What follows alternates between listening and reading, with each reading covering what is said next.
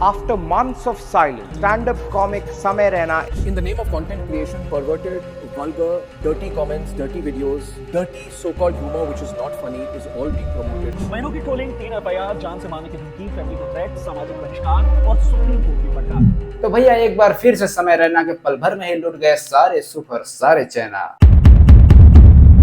मात्र एक भूल के कारण समय पे दुखों का पहाड़ टूट गया और साथ ही इनके हिम्मत का बांध भी बिल्कुल टूट गया। दोस्तों की दोस्ती, यारों की यारी और नात रिश्तेदारी, इन सब से समय दूर हो गए और अपने हालातों से बिल्कुल ही मजबूर हो गए, या यूं कहे भैया समय अंदर ही अंदर पूरी तरह चकनाचूर हो गए।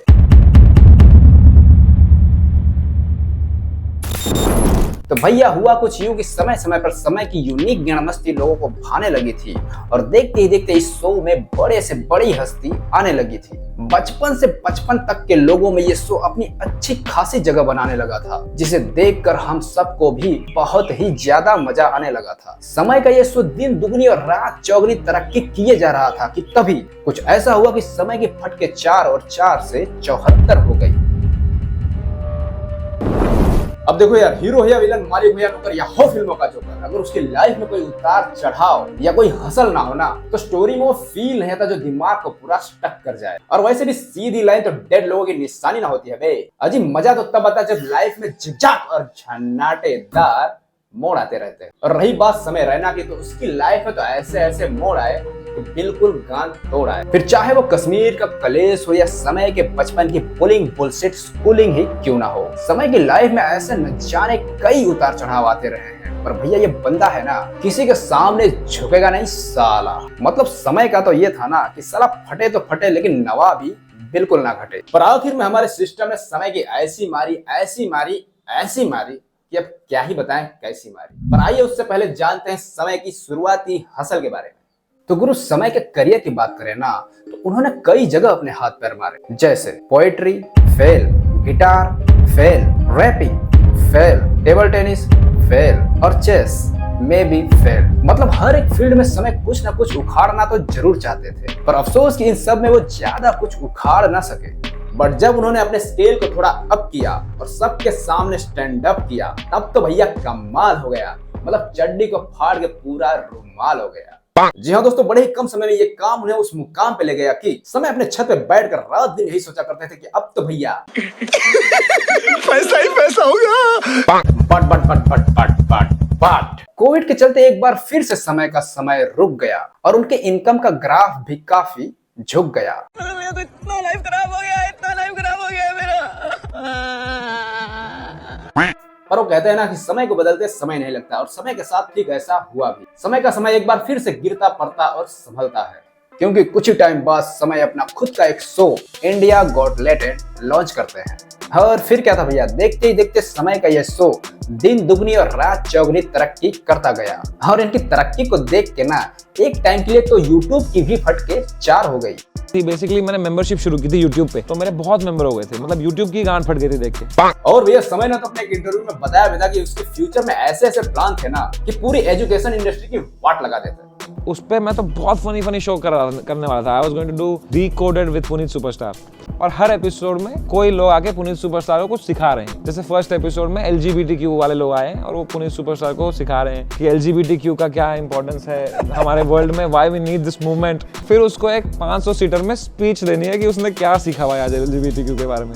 तो Puneet superstar डिकोड्स LGBTQ, Puneet superstar डिकोड्स world war 2, fucking viral show। ऐसे मेरे पास 8-10 आइडिया थे जो I was working on and then this happened। But my dear friend, ये जो किस्मत है ना, ये बड़ी ही कुत्ती चीज होती है। वो कहते हैं ना कि देने वाला जब भी देता छप्पर फाड़ के, पर ये हमें कोई नहीं बताता कि जब वो लेने पे आता है ना, तब भी सब कुछ फाड़ फोड़ के चीथड़ा ही कर देता है। जी हाँ दोस्तों, कमर की पेटी बांध लो क्योंकि समय के चीथड़े उड़ने वाले हैं और सोशल मीडिया पे इनके नाम के ढोल नगाड़े बजने वाले हैं।